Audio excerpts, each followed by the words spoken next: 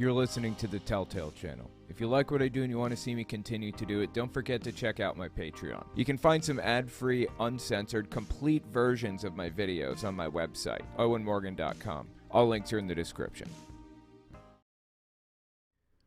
Welcome everybody. Hopefully you can hear me okay. I'm just switching my outputs around. Okay, I think we're good to go. Welcome. I've got an interesting one today. I know I say that every time. I swear it's true this time. I don't know about the others, but this time, right here, right now, it's true. So let's talk about what we're going to be talking about. Getting a little meta up in this piece. So we're going to be talking about a guy named Jack Hibbs. I don't know if you've ever heard of this guy, but he's a televangelist. He's an extremist, a nutcase. Hates gay people, hates evolution, hates Marxism, you know, hates all this stuff that these people hate. Anyways, he has a church in California, I think, somewhere in that vicinity. He did a live interview recently with our very own The Flashpoint crew.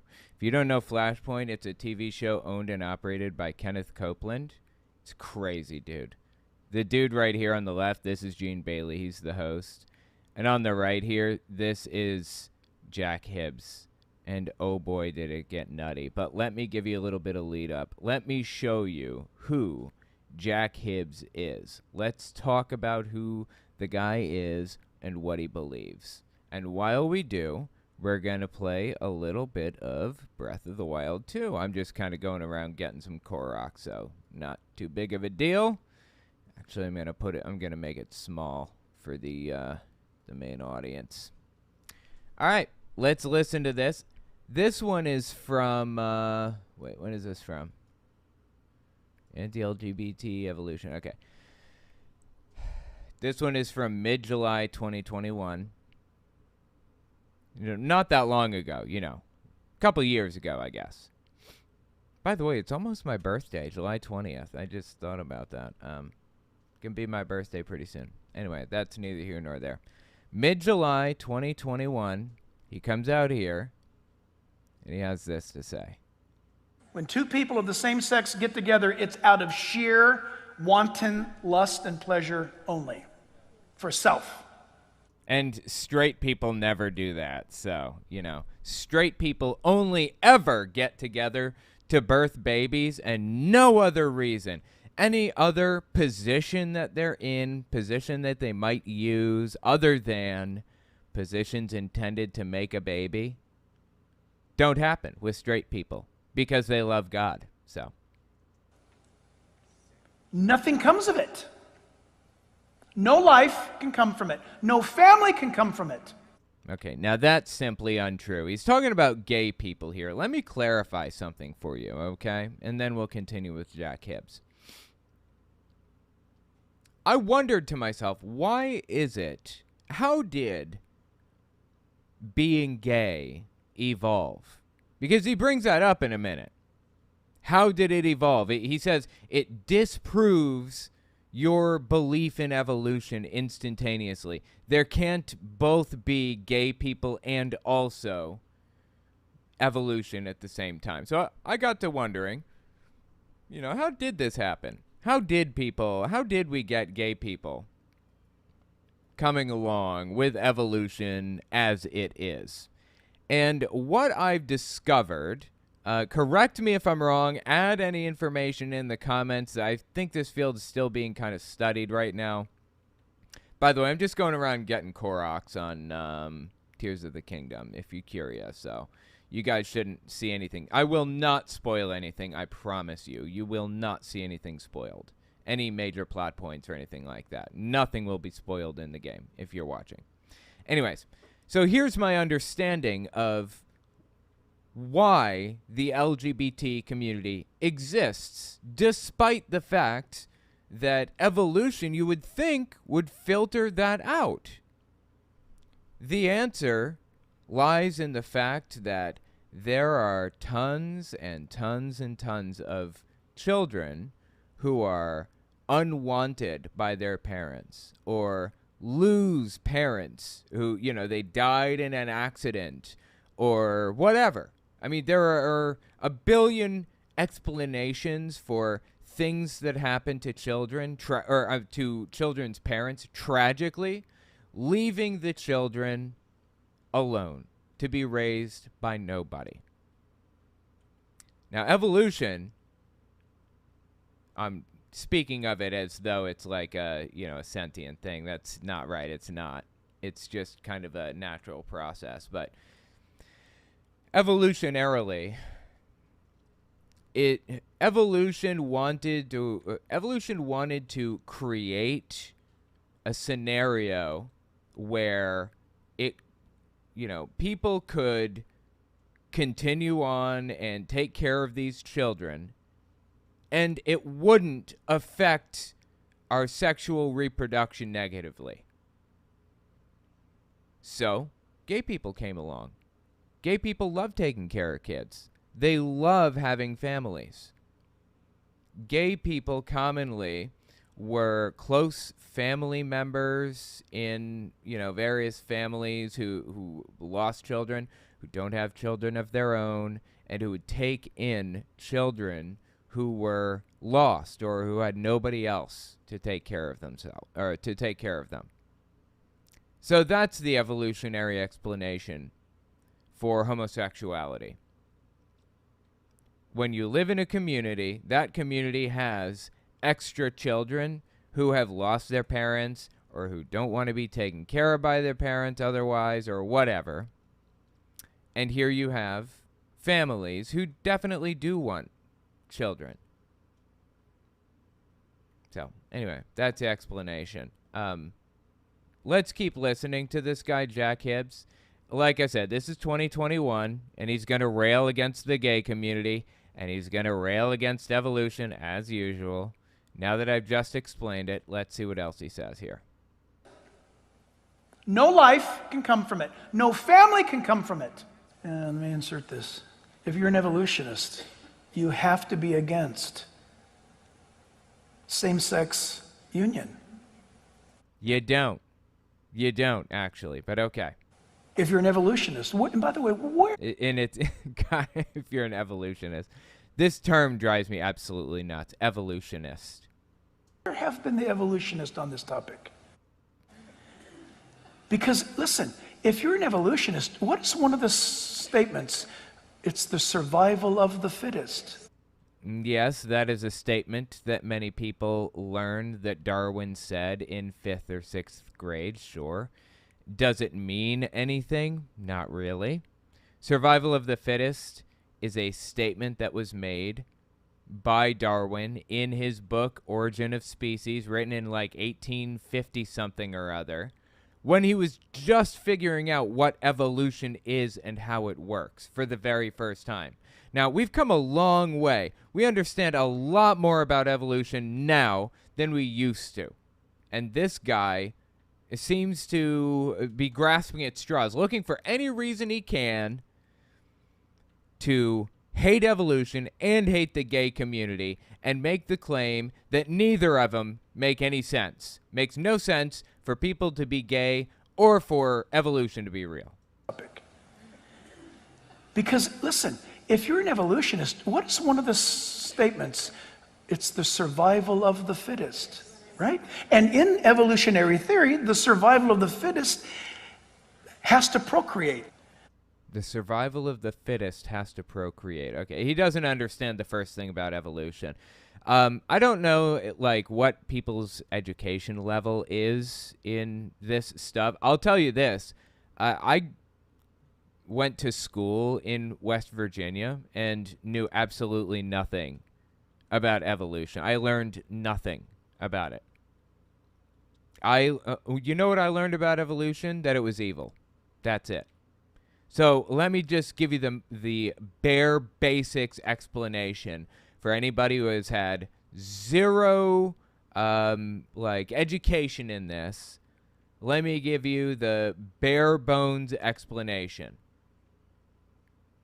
There are a few pillars in evolution of importance. The first and most important pillar is gene mutation, okay? Or let's start with gene duplication. When you reproduce, you create copies of your genes. And I'm talking copies of your genes that are completely irrelevant. They mean nothing. You have like 6 copies of the blue eye gene, right? And you only need one. It's producing a single, or it's producing at a single gene rate because it doesn't need the other 5. They're irrelevant for you to have blue eyes, right? But it created duplicate copies of these genes because that's what happens when you reproduce. You have duplicate genes. What else happens when you have when you reproduce is gene mutations. Little pieces of genes, little like sections will break off and turn into something completely different than they were before. They will become, something different because of radiation, because of any number of various factors, any number of things that could cause this. Gene mutations. So you have duplications and you have mutations. And sometimes those mutations are helpful. Sometimes those mutations lead to you only needing 6 hours of sleep per night rather than 8. Sometimes those gene mutations are, irrelevant. Like it doesn't help or hurt. You got blue eyes now. Like who cares? There's really no difference. And sometimes those gene mutations are really, really harmful. Like you end up with a horrific deformity. That's what gene mutations do. Now, the people who have those horrific deformities, who drew the short end of the straw as far as genes go, they won't live very long. They won't produce very much within a population of people to propagate the genes that they have. The ones that have beneficial genes, on the other hand, they will propagate a great deal. They will spread their genes far and wide. They will prosper the most. They will be the most valuable, or they will be that much more valuable to the society that they're a part of, to the population they're a part of.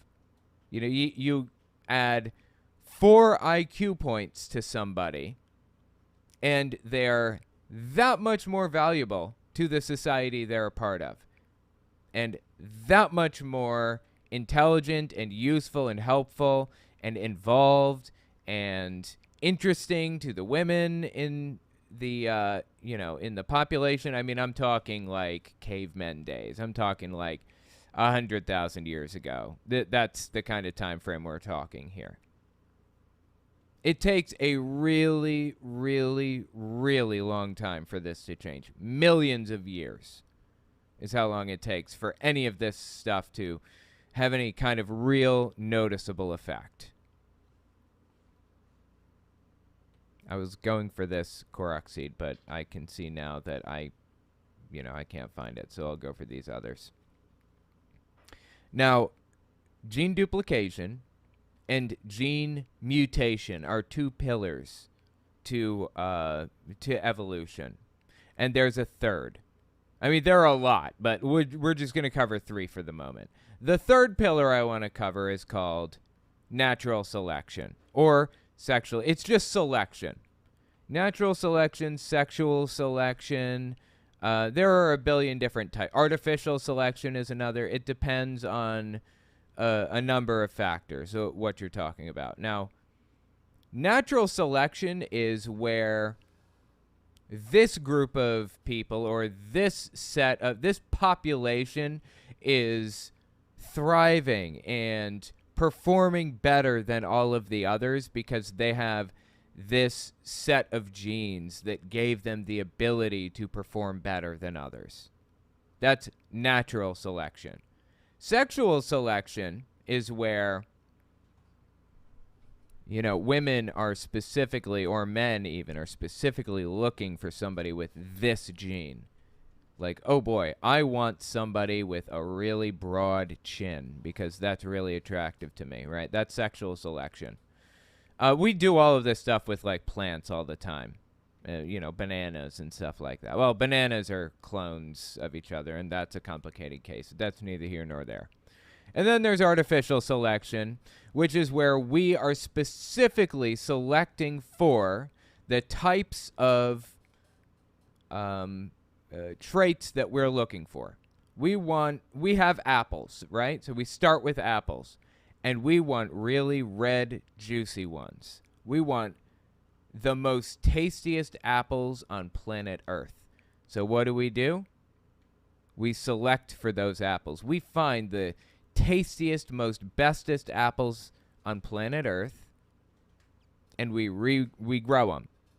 And then we pick the seeds from the tastiest apples on the tree from that one, and we regrow those.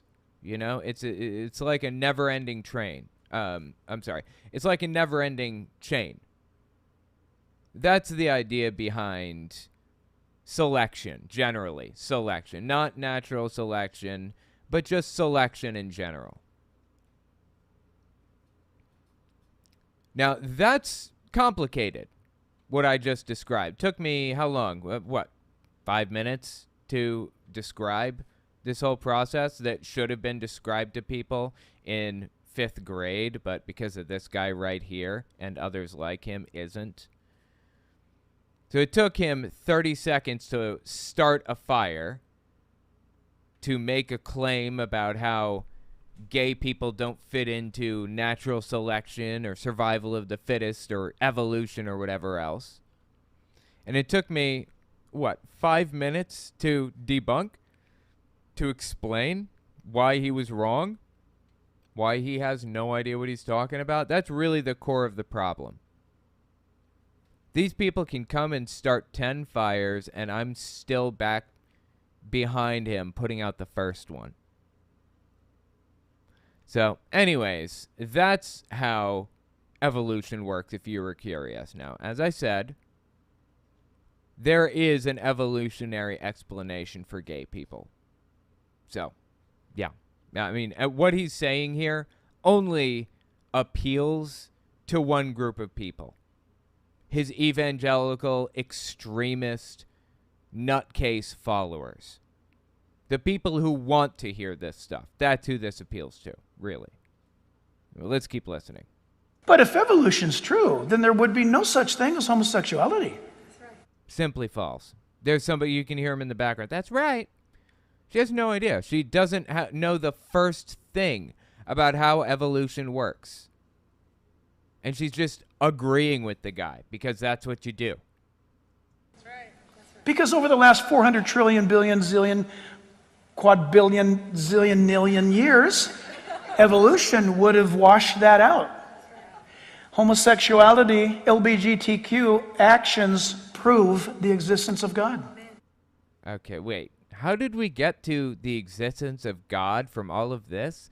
What the hell are you talking about right now? This makes no sense at all. I don't understand any of this. And by the by, just to set the record straight, the universe is about 13.8 trillion years old. That is very old. And the Earth is about 4.54 billion years old. So, yeah. I don't know what all of that was about quadrillion whatevers, but yeah. Because God's word says this would be some of the outcome and actions of the last days. Amen. Wait. When two I'm sorry, wait. What would be some of the outcomes in the whatevers of the last days? What's he talking about right now? I am so lost. What the hell are you going on about right now? Hold on. Let's just step back and see if we can figure out what this guy was talking about here. would be some of Hold on. actions prove the existence of God.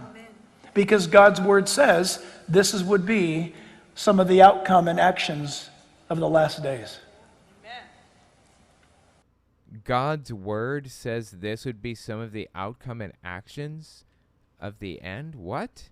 What are you talking about?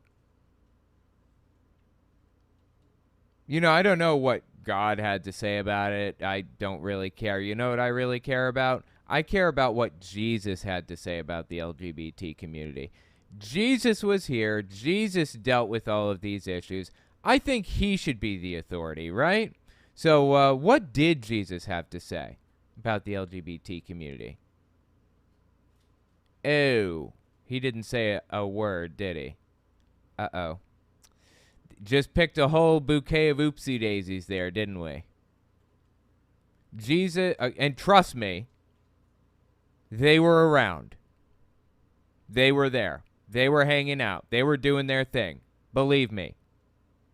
And it was around Jesus, too. Hell, who knows? Maybe Jesus took part. Just saying, these people have no idea what they're talking about. Naturally. So anyways, that's Jack Hibbs. Let's look at a couple others that I have here of this guy here. Hang on.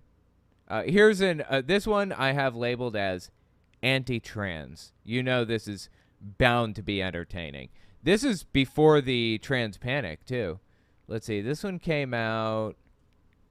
I followed the guy around the same time, 2021. Yeah, looks like this one was mid-March 2021 when this came out. And he went on stage with a guy named...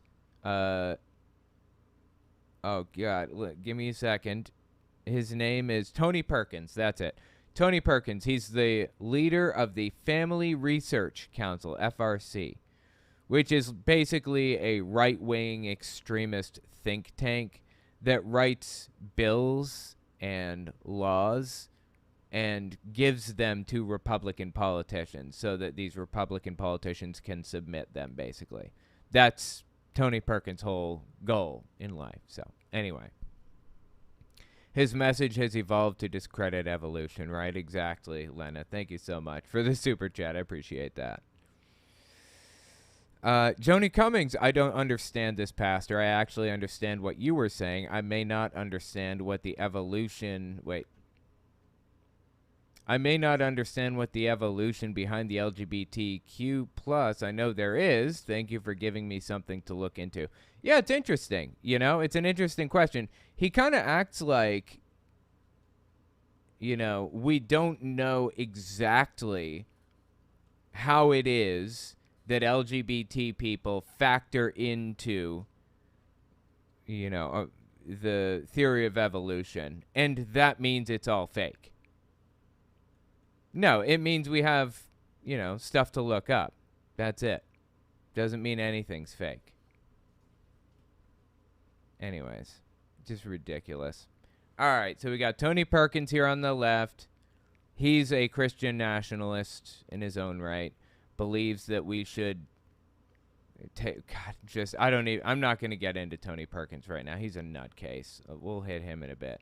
And then we got Jack Hibbs on the right. So let's see what these people have to say to each other. Remember, this is an anti-trans message, mid-March 2022. Or 2021, I'm sorry. Something has happened. I believe the answer is demonism. So the trans problem is the result of demonism. I believe it's satanic. I believe we're watching a global event take place that the Bible warned us about all along. And Satan traffics in the world of confusion. And if he can get someone confused in this area, he robs them of their God-given gender because he made that person a male or female for a purpose to bring him glory. If Satan can get them confused, they're young, early. Notice Satan always goes after the young. No, as a matter of fact. People who want to start culture wars and get people whipped into a blood frenzy always go after the young. Let me just show you a quick example. This guy just says... Confused, they're young, early. Notice Satan always goes after the young. Satan always goes after the young. Remember that, okay? This is Jack Hibbs saying this, 2021. Satan always goes after the young. Hold on. Let me just find the right thing here. The right clip. I've got the clip.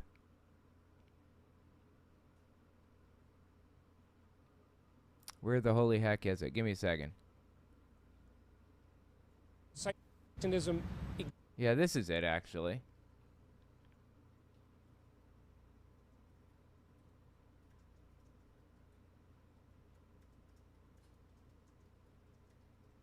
I just want to change the name of it so that I can search it up easier. Okay.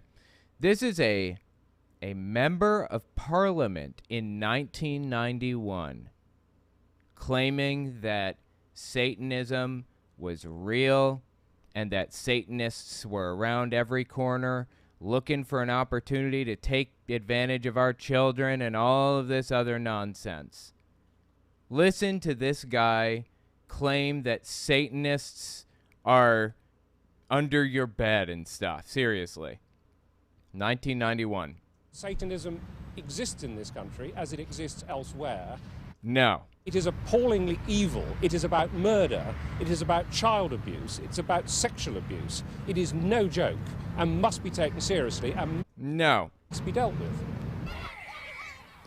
If they can ritually abuse children, if they can in any way sexually abuse children, anything to destroy a child's innocence or their trust or their wonder at the world, they will do it. Now, isn't that interesting? All the way back in 1991, we have an example of a member of parliament, among others, this supposed, what's this guy? Former Satanist, Bill Schnobelin, former Satanist, pretending to be an expert on this subject, claiming they're coming for your children. And if you don't do something ASAP, they're going to get them. They're going to get them. You better run. You better watch. They're coming for them. And what do we have Jack Hibbs doing now? Televangelist, Pastor Jack Hibbs. Make them confused. They're young, early. Notice Satan always goes after the young. Isn't that fascinating? Satan always goes after the young. No, he doesn't. There is no satanic cabal out there attempting to take advantage of the young or whatever other nonsense. The right has always used children against people. They have always, I'm talking people to the right of hunting the homeless for sport, have always looked for an opportunity to scare people, to make them think that if they don't do something, if they don't fix whatever, if they don't do exactly what this person says, then their political enemy right now, namely the left, is coming for your kids, and they're going to get them. It's only a matter of time. They're going to get you kids. You better run. Do what I say, or they're going to get... Oh. Sorry. Do what I say, or they're going to get them. That's what the right's done since time immemorial, since the beginning. Since 1991 at least, honestly, way, way earlier than that. That's just like the one example that I have on this right now, 1991. And here we have another example of Jack Hibbs doing the exact same garbage all along. So anyways... It's all about your kids, right? They're coming after your kids. Keep going, Jack. Then, if he can't kill them in the womb, he'll kill them in the head and confuse them. I believe we're watching a global demonic sway of the wicked one upon our culture in the world. And that sounds harsh, but... Wait, it would sound harsh if it made any sense at all. I'm sorry, I'm going to turn that down a little bit. I feel like it was a little bit loud. Let's just try to step back. Listen again. What is it that he believes sounds harsh exactly? Use them. I believe we're watching a global demonic sway of the wicked one upon our culture in the world. So he believes that we're seeing a demonic sway upon our culture? I guess he means he believes that we're watching Satan, like, affect culture in some way. And he says that sounds harsh. I thought that that was, like, standard Christian belief. How does that sound harsh? That's just like what every Christian believes. Or you're not even a Christian, right? And that sounds harsh, but I'm sorry, it's true. It's just true. Jesus Christ, dude. Okay. So anyway, that's Jack Hibbs. Oh God, I have four clips of this guy total. This is him, like this one right here that I have here. This is him talking about when Roe v. Wade was done away with and kind of gloating about it. And then I've got another, which is him openly and brazenly bragging about the fact that he's given up on the separation of church and state, and he's willing to just meld the two now. He's willing to just be open about the fact that there is no separation of church and state. So anyway, I guess I'm not going to play him at the moment. I'll play him if we need to. But let's listen to the interview between him and Gene Bailey. That's his name, Gene Bailey. Let's listen to the interview between them so you get an idea of who these people are, what they believe, what they're after, and the whole 9 yards. For the record, just give you a little bit of context here before we listen. Like I said, this show is owned and operated by Kenneth Copeland.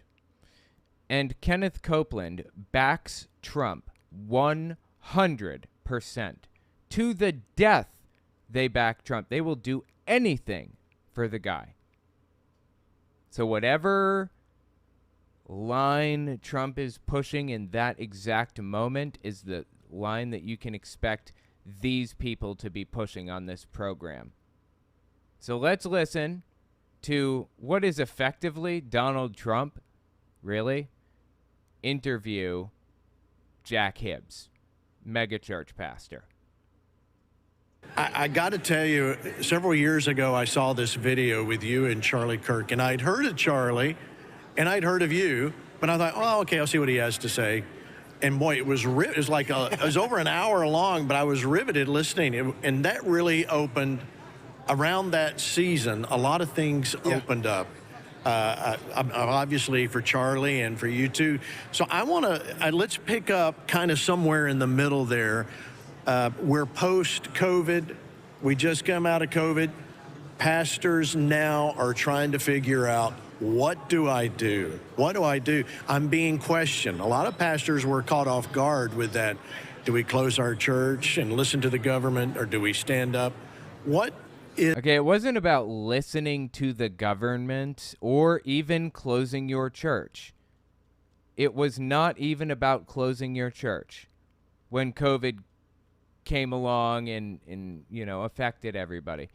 You know what the government really asked churches to do back in 2020 when all this was going on originally? They asked them to do one of three things. Specifically, they asked Tony Spell to do these things. He was kind of the, I don't know what you'd call it, like the face of the movement. Hold on. The reason that Tony Spell was kind of the face of like the anti-church, like shut down, lockdown, whatever movement is because Tony Spell actually got arrested. No joke. This is him walking with his Bible. He knows he's about to be arrested. He's in his suit. He's got his Bible. He's walking. And now he sees the camera, or he sees the sheriffs. He says, oh, okay, I'm turning around then. Yep, I'm running. And now they're coming after him. They're getting their cuffs out. They're grabbing him. They're cuffing the dude. taking the Bible. A Bible will be provided in jail if he can afford one. I mean, this is all for theater. He did this very intentionally. And like I said, you know, they didn't even ask him to shut his church down. There was no federal lockdown. He was the face of the whole lockdown movement. There was no federal lockdown at any point. And even state to state, the most any pastor was asked was to do one of three things. Either hold services on Zoom, or space your chairs out 6 feet, or hold services outside for, I don't know, 6 months. That's all they were asked to do. They weren't told you can't come to church and preach anymore. It's against the law for you to preach. They weren't told that. They were simply told you got to space your chairs out a little bit. And what did these people do? Nothing. They got people killed is what they did. Intentionally. Tony Spell was the face of the movement, but how many thousands of people died because of not just what Tony Spell did, but because of what like all of these other pastors did, including but not limited to this guy right here on screen, Jack Hibbs. They didn't ask you to close your doors. All you had to do was space your chairs out or hold service outside. Couldn't even do that. Because you want to act like a victim. Is this what Jesus would do? Is this the kind of thing that we could have expected from Jesus? Of course not. Because in the Bible, Jesus wasn't a scumbag. He didn't use, opportunities to get up on his soapbox and make an ass of himself the way that these people did. So anyways, I just want to clear that up. They did not at any point tell pastors to close their doors. Ever. That never happened. They didn't tell pastors to close their doors. They didn't even tell them to stop holding church service. Nothing. All they said, some state governments, was hold services on Zoom, or hold it outside, or space the chairs out. That's it. Couldn't even do that. We close our church and listen to the government, or do we stand up? What is the most crucial part about pastoring when it comes to standing up? Well, I'll tell you, I'm just going to be blunt about it. Please. This way. If you're a pastor, you're called to the ministry that God has placed you in, and that is shepherding the flock of God's people. Number one, historically, we know that when the bubonic plague hit Europe, Martin Luther kept his churches open, for example. Okay, I don't know if that's true or not, but if that's true, Martin Luther was a fucking idiot. If Martin Luther kept his churches open during the bubonic plague, he was a fucking moron. I'm sorry. He was stupid. He was dumb as dog shit to do something so reckless and dangerous. If that's really true. Something tells me that these people are just lying about it. They just love lying through their teeth. But okay. You know what? I should probably look this up. Did Martin Luther actually...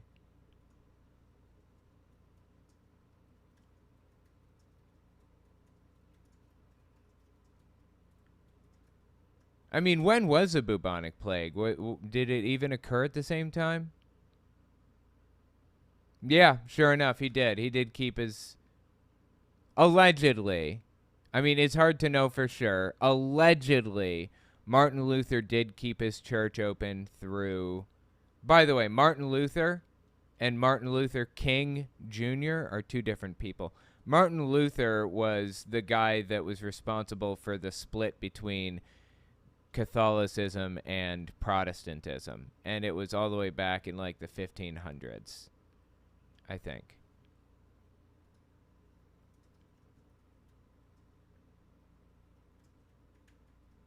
Yeah, 1546 is when Martin Luther was, wandering around, I think.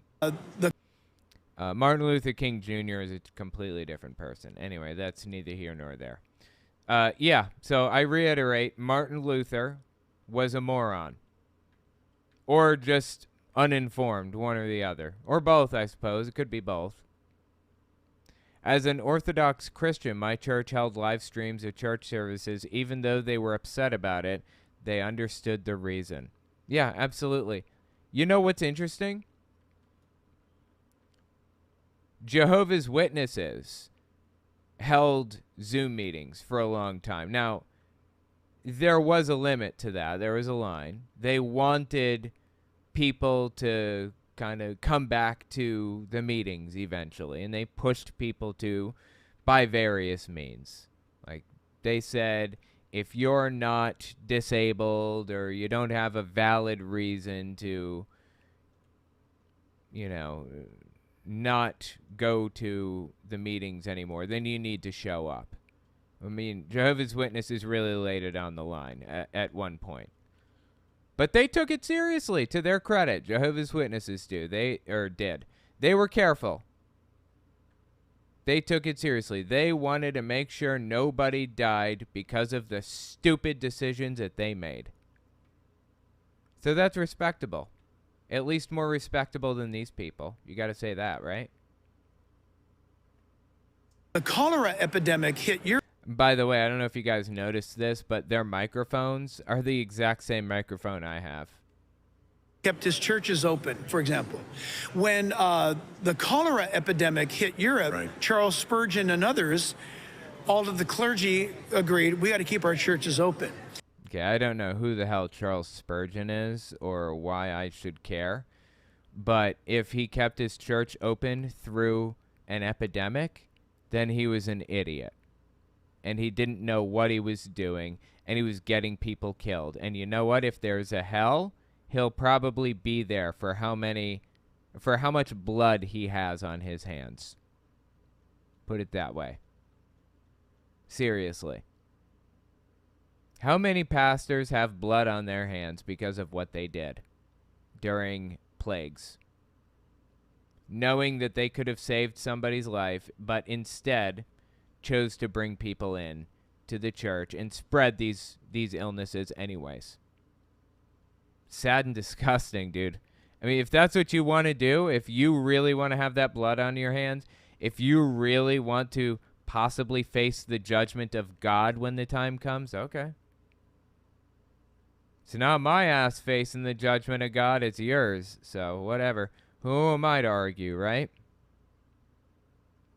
I got another super chat from City Rail Dude here. If it were true, Martin Luther weren't any stupider than anyone else in the Middle Ages. They just didn't understand disease. They had bloodletting.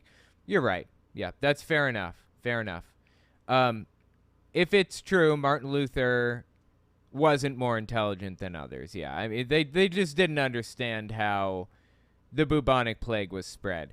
If they understood how the bubonic plague was spread, they would have put a stop to it, because it was really easy to stop. You just have to take a bath, basically. And you have to, deal with your rat problem. That's it. That's all you had to do. And boom. No more bubonic plague. So, yeah. You're absolutely right, City Rail Dude. I mean, Martin Luther wasn't any more or less intelligent than anybody else. This guy is just using a situation in which nobody really understood what was going on to claim that Martin Luther, or to at least imply, not claim, but imply, that Martin Luther was fully aware of what was going on and intentionally chose to get people killed instead. And so this pandemic comes along, and it's not like, for pastors, this was not strange territory. Historically, we knew two things: that the church was always open during a time of crisis to assist in the crisis. It's been open during that time of crisis to assist, right? It's been available for people to get aid from churches, and not all the time either. Need I remind you what happened with Joel Osteen in Texas during the hurricane? Some people say it's not a fair criticism of Joel Osteen. Let me just kind of explain the situation. There was a hurricane that took place in Texas where Joel Osteen is stationed or set up, or where his church exists or whatever. His church is a gigantic, like, stadium, basically, like a football stadium. It's huge. Holds tens of thousands of people, his church does, right?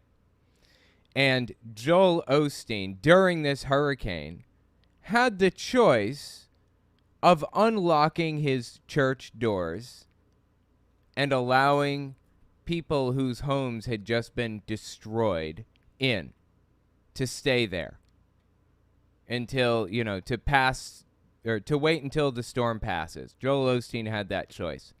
What did he do? Did he let people into his mega church at the time? Oh, no. Of course he didn't. He locked the doors. He locked people out who were in need. That's what mega church pastor Joel Osteen did. Locked people out. Now, in all fairness to Joel Osteen, there was verifiably damage to the, his mega church's, whole thing. Water damage. There was water damage to his mega church. In fairness to him, maybe he shouldn't have opened it up. I mean, that argument could be made. Could be. I only mention it to, for the sake of completion here. He should have opened his doors, Joel Osteen, to people, though, ultimately, during a hurricane. So this guy says, Jack Hibbs, he says, the church is there to make sure that people are doing okay during times, during difficult times. No, they aren't. Never have been. Since the very beginning. Churches have been expected to be open and available and ready to help people, but they haven't. Weirdly. Churches simply aren't around. Churches simply aren't there to help other people. How weird is that? So, anyways, how do you help in a pandemic is the real question. Because that's what he's saying right now. The church should be able to help in a pandemic, right? They should stay open so they can help in a pandemic. Sure. Okay. Absolutely. And how do you do that? By offering food aid to people. By offering to help the elderly if they need it. Certainly not by opening your doors wide open and inviting anybody and everybody in that wants to come in. Certainly not by inviting people in who may or may not spread the virus to others, and not spacing the chairs out 6 feet, not holding services on Zoom, not holding services outside. That is an example, or those are examples of things that you would not do if you didn't give a shit about people, if you only wanted to take part in a culture war. Strange territory. Historically, we knew two things: that the church was always open during a time of crisis to assist in the crisis. But the most important thing of all is... Did Jack Hibbs, did he assist in the COVID crisis? Did he give any aid at all to anybody? Is there a single example anywhere that somebody can find of Jack Hibbs helping somebody deal with the virus in some way? I would be willing to bet he hasn't helped anybody with anything, but that's neither here nor there. The Bible's very clear that there's a time for us to obey God, and when that time when man challenges us to disobey God, we always side with obeying God. Do you obey Gavin Newsom in my state, or do you obey God? And so See, there's the false dichotomy. Do you obey God or do you obey Gavin Newsom? There is no conflict. You can obey both simultaneously.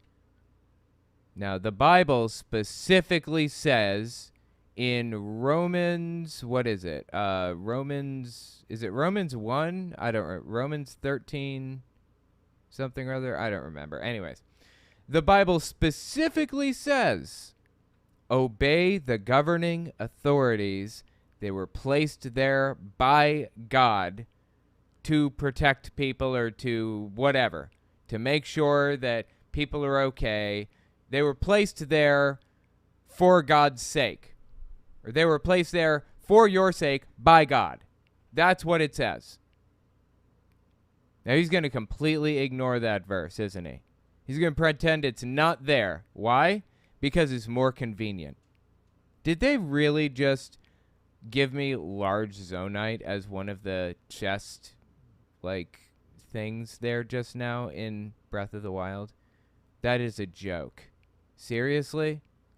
I just traveled all this way and shot this thing and did this puzzle for a piece of large zonite? Is there really nothing else here? There has to be something else in this cave. There must be. Yep, there is. I knew there was more to this. Yep. There we are. That's what I was looking for. Anyway, let's keep listening to Jack Hibbs here. Became quickly. Oh, I'm sorry. Angel and more. Thank you for becoming a member. I appreciate it. Old Testament has very clear instructions about isolation and hygiene, which is why I believe there are rules about menstruation. What happened with that when the New Testament happened? Did you see my post for the clearing? I don't think I saw your post for that, but yes, you're absolutely right. And that's an interesting point you bring up there about the Old Testament having very specific things about hygiene. So during the days of the bubonic plague, it was actually a really, really easy problem to fix, okay? The reason that the bubonic plague was spreading really boiled down to a couple of things. It was being passed by rats, from my understanding. Somebody can correct me in the comments if I'm wrong on this. Check the comments to see if this is correct information or not when this is finally done. But I believe that it was being passed through rats, and it was basically as simple as taking a bath and dealing with their rat problem.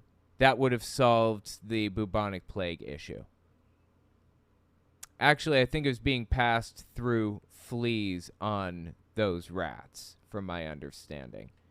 And yeah, like I said, it wouldn't have been that hard to deal with if they had known what the problem was, if they could figure out what the issue was and how to deal with it and all that other stuff. But they never did figure that out. Now, as far as what you said there, the Old Testament had a bunch of rules about this thing and that thing. It's interesting you mention. Jews had those rules in the Old Testament. You're absolutely right. Jews had those rules. And instead, and as a result, they followed the rules differently from Christians. Like, they treated dead bodies differently than Christians did during the bubonic plague. They just had different hygiene rules during the bubonic plague. And that led to a lower rate of bubonic plague death by Jews than Christians, which led to Christians blaming the plague on the Jews because they didn't understand what was causing it. All they knew was that the Jews weren't catching it. And suddenly, they've got a culprit. They've got somebody to blame. They've got someone to aim their ire at. So it was like the source of an unimaginable amount of conspiracy theories about Jews back in the you know, the 1500s and everything, when the plague was being passed around. Anti-Semitic conspiracies abound as a direct result of what was happening between Jews, the bubonic plague, Christians, so on and so forth. So, yeah. Interesting you bring that up. Lenneth, thank you for becoming a member. Appreciate that. The Clearing is a TV show about a cult which kidnaps a little girl. You'd probably love it as much as I do. Interesting. I have not heard of that. Huh. I have to check that out. The Clearing? I'll write that down. The Clearing. The Clearing.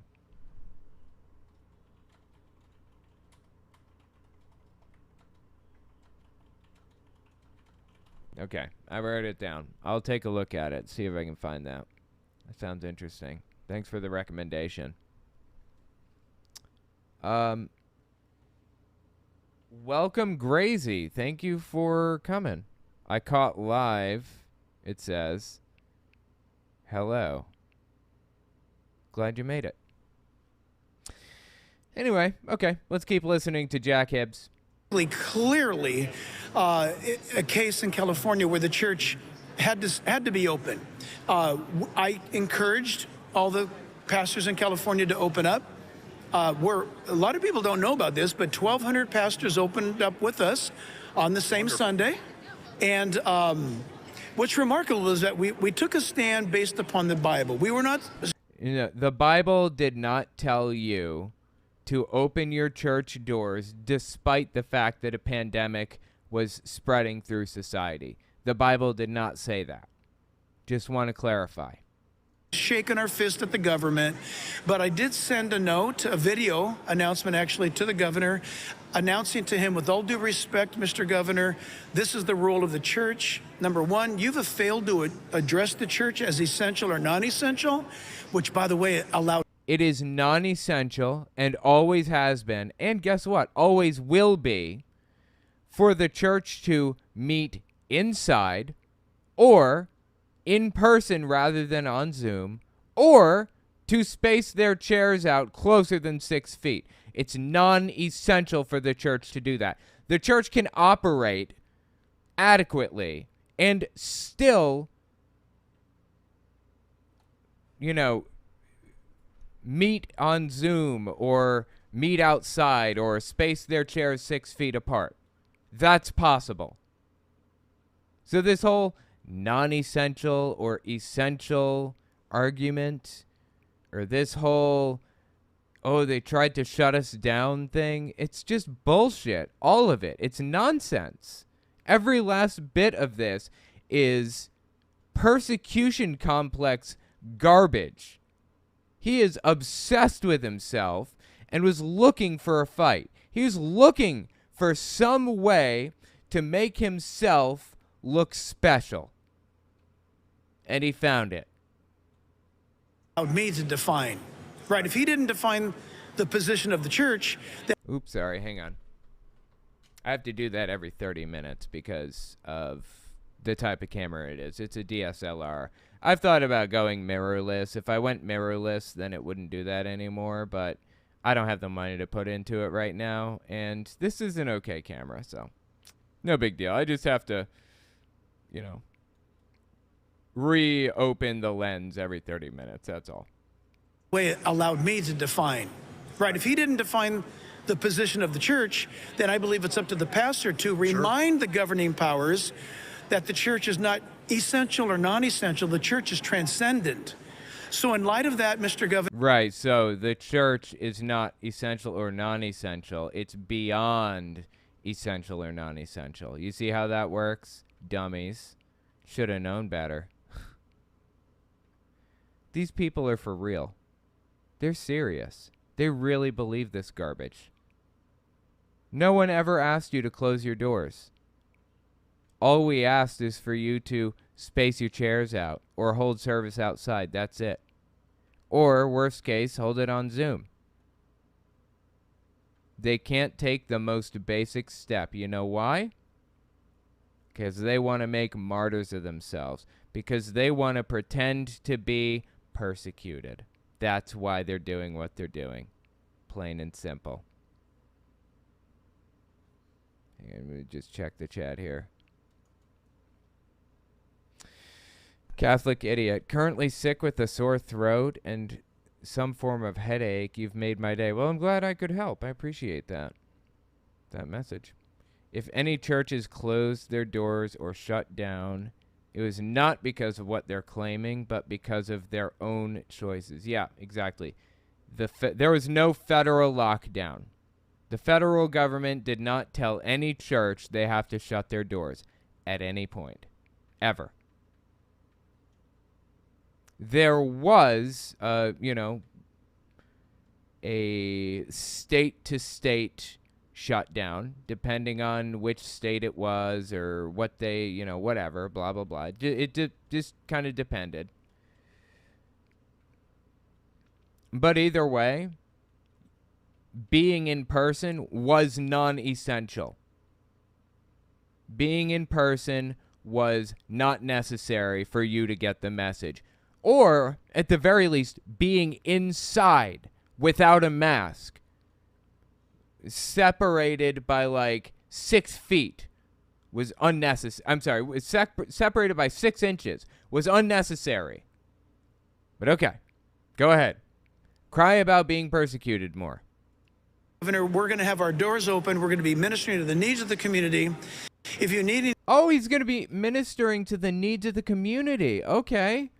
Wow. So we should be able to look and find out what he's done for the community then, right? Because he says that he's ministering to the needs of the community. What did you do for the community, Jack? You said you helped the community. You opened your doors, you helped the community. What'd you do? Give me an exact accounting of the things that you did to help the community.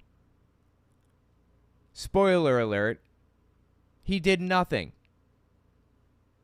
Anything, let us know, but we're going forward. And that's exactly what happened.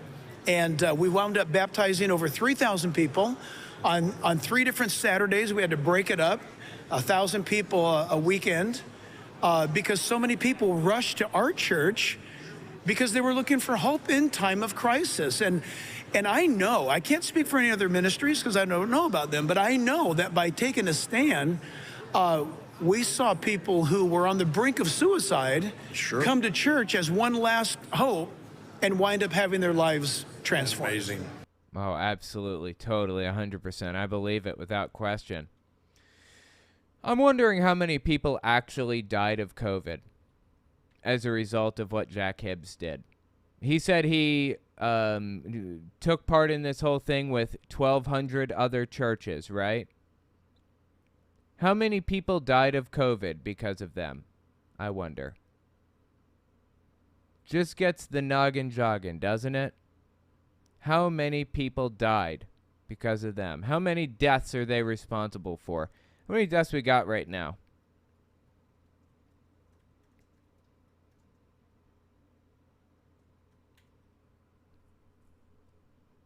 It looks like we got 1.134 million deaths in the United States at this immediate moment. That's what it's looking like right now. 1.134 million deaths.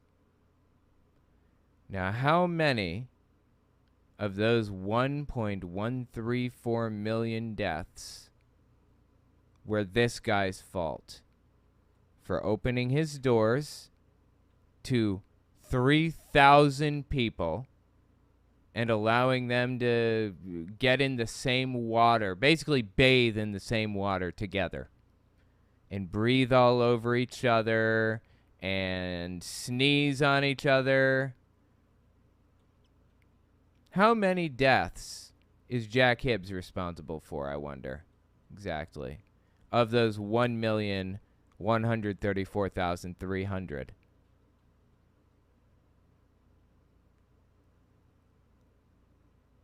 You know, on YouTube, sometimes I'm hanging out. I've mentioned this, but it's something I think about from time to time. I'll tell you guys about it, because I think last time I mentioned it, I was on my Unfiltered channel, but sometimes people come and go on my channel. And that's okay. You know, they've got other things going on in their lives. They're busy. It's not a big deal. You know, I do the exact same thing. Sometimes I lose interest in a channel, or I get busy and I'm learning a new skill, or I'm picking up a hobby or whatever, and I just kind of move on and move away from a YouTube channel. And that's okay. You know, that's okay.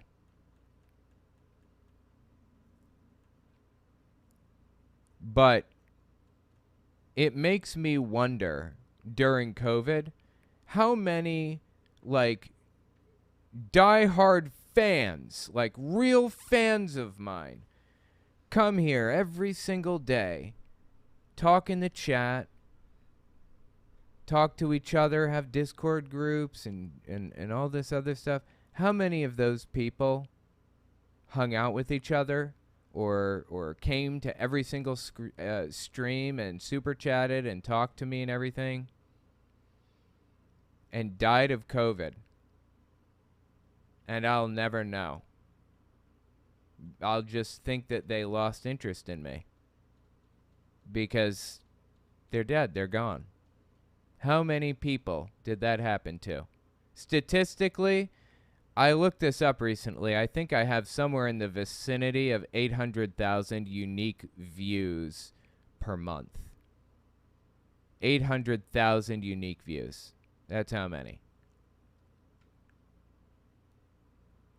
If COVID causes somewhere in the range of, I don't know, let's go low, say 2% mortality rate.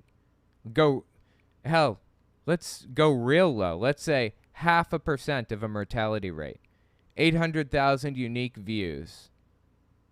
0.5% of my audience.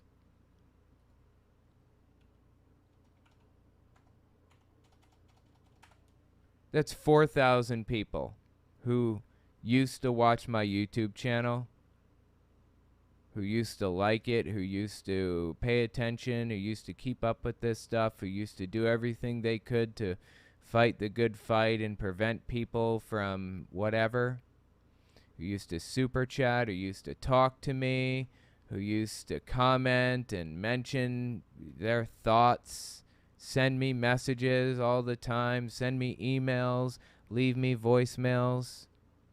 4,000 people. And they're gone. And I'll never know which ones they were. I'll never know which ones lost interest naturally, just weren't really into my channel anymore,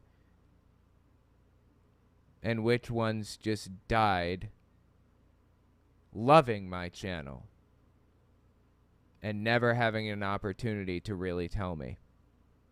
I will never know. But one thing I can tell you, Jack Hibbs here doesn't give a shit. He is ready to accept the consequences. He is ready for you to accept the consequences of his actions. He's ready for you to die for his sake. How fucking sick is this guy, honestly?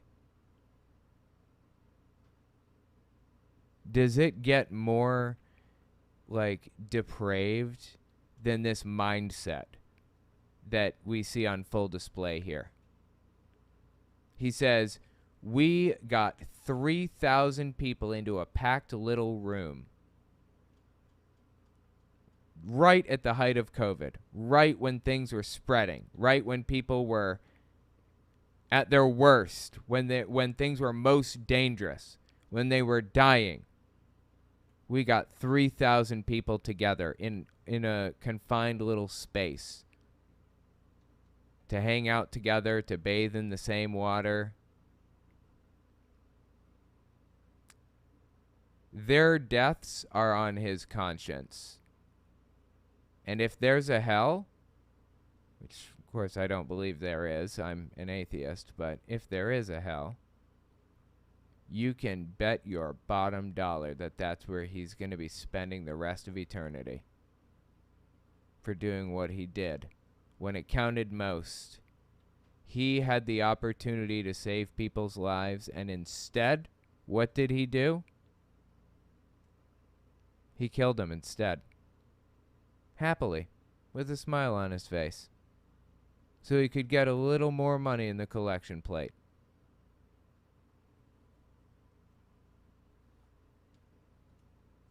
And your church has grown since that time. Oh, well, we averaged about 10,000 people every weekend anyway, right. But now it's 15,000 people every weekend on a regular basis. So, my God, dude, that is a lot of people. 15,000 people.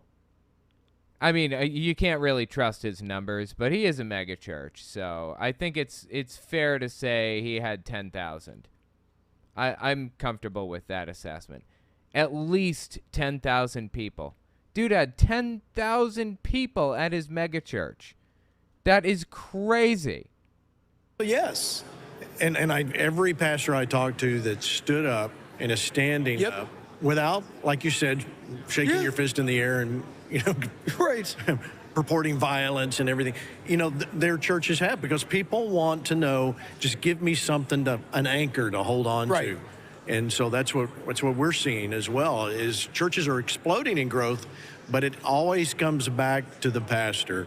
I know the old saying, like pastor, like pew. It's true. If they see the pastor stand... Wait, light pastor, light pew? I have never heard that in my life. What the hell does that mean? Can somebody explain that to me?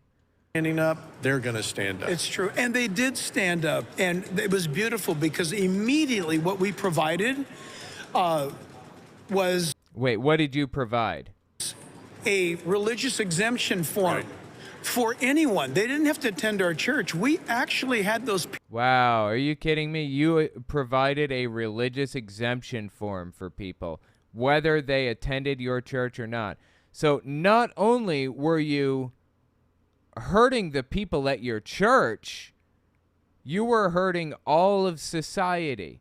I mean, he was hurting all of society anyways, right? Because he was hurting the people whose families were, being affected by the decisions that he made, that his churchgoers made.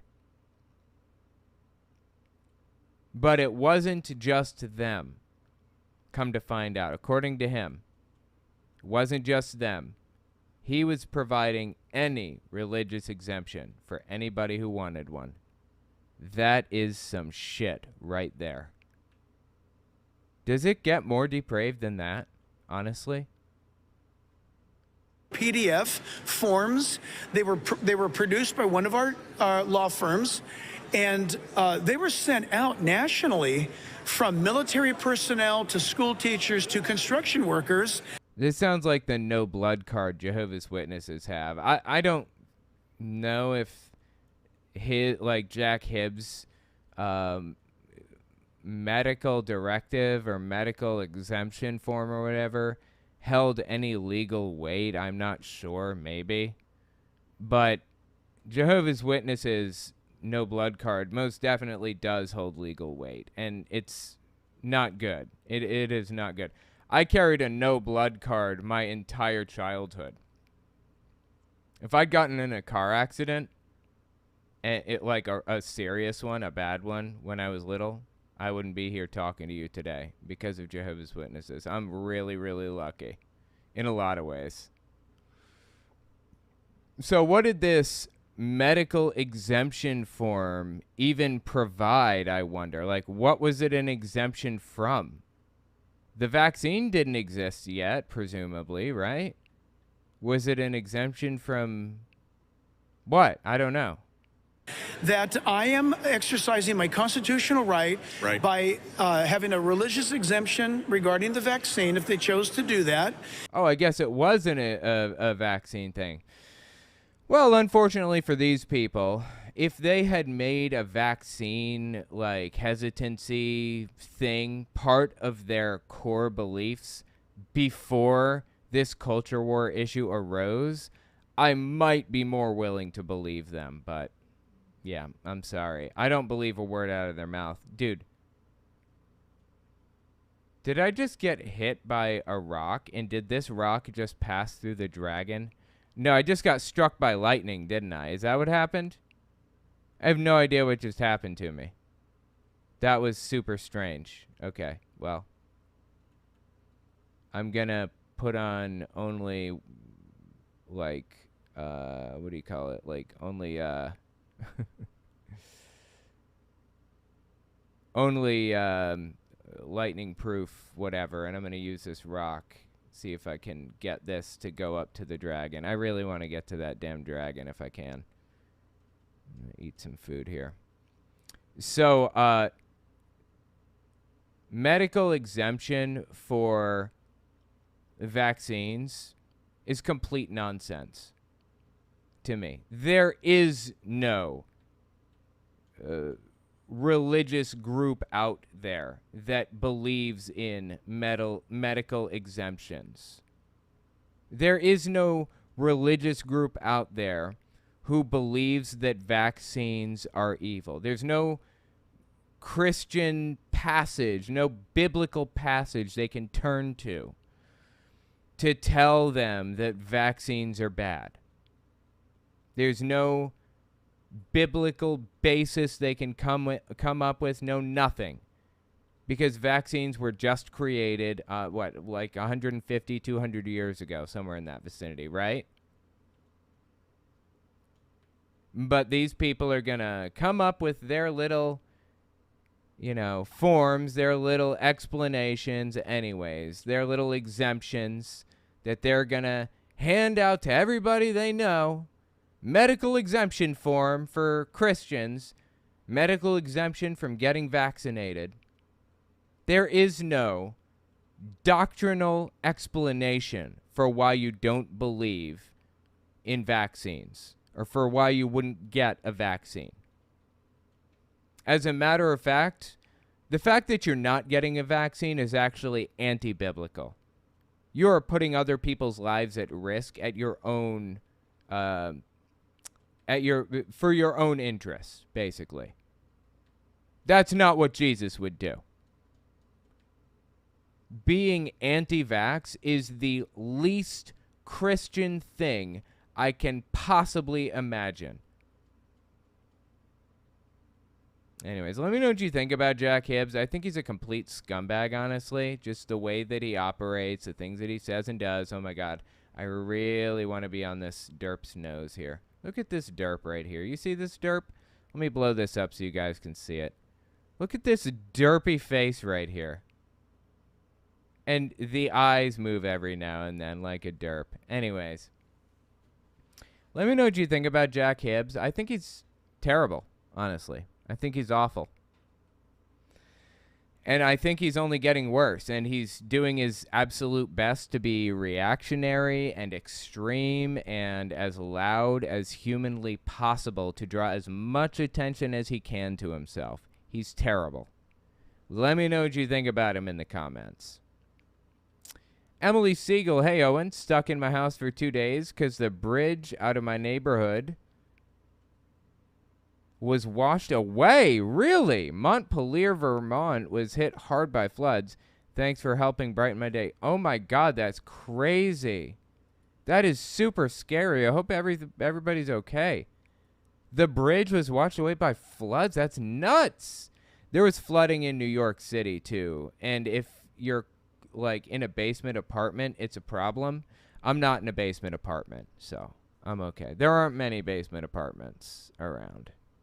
Because you have to live in a brownstone to have a basement apartment, pretty much. And, yeah. Anyway. Wow, yeah, I'm glad I could bring some brightness to your day there. I appreciate the message. And good luck, because that does not sound fun. Anyway. All right, guys. I tell you what, I'm going to get out of here. Thank you guys so much for coming and hanging out. If you want to see more of this, all you guys got to do is come over to my Telltale Unfiltered YouTube channel, okay? Telltale Unfiltered. That's what you type into the search. It's linked in the description down below. Telltale Unfiltered. I'm going to be covering the rest of this. I'm going to be covering all kinds of other stuff. It's fascinating, actually, some of the stuff that I cover. I covered the documentary Jesus Camp recently, and I did the Heaven's Gate initiation tapes. went through it, just kind of talked about what it was all about. It was crazy, man. So yeah, come on over, Telltale Unfiltered, 10:30 a.m., Wednesday and Thursday, Eastern Time. Come over, hang out with me, watch some stuff. It gets fascinating, okay? And we play a few games. Next, I'll probably hit Final Fantasy VII, maybe 8. Hell, maybe I'll do Pokemon Fire Red or Leaf Green. I don't know. I mean, I have a whole collection of games here, and they're all connected, so I could play anything. Anyway, yeah, come on over and watch me play. Watch me listen to some Nutter Butters. It's a good time. All right, I'm out, guys. Thank you so much for coming. Don't forget to smash that like button, or optionally, if you choose, lightly caress that like button. I understand that the like button enjoys the light caressing just as much as the smashing. In fact, more sometimes. Depends on the like button. Some like buttons really don't like to be smashed. They really prefer the caressing route. So, you know, either way, caress or smash, whatever you think. And the like button will let me know one way or another if it liked what you did or not. Okay? All right. Thank you guys for coming. I'll see you guys next time. Have a good one, everybody. That's all I've got for you. If you like what I do and you want to see me continue to do it, don't forget to check me out on Patreon. And take a look at my YouTube channels. Owen Morgan, where I talk about religious issues. Telltale Fireside Chat, where I talk about politics. Telltale Unfiltered, where I do long-form breakdowns of stuff like this, and Telltale Reads, where I read books by Televangelist and others. I release everything in parts, but every part stands independently of the last, so you can jump in anywhere and I'll make sure it makes sense. You can find some ad-free, uncensored, complete versions of all my videos on my website, owenmorgan.com. And while you're there, don't forget to sign up for my email list to get early access to everything. All links are in the description. Okay, thanks for watching, guys.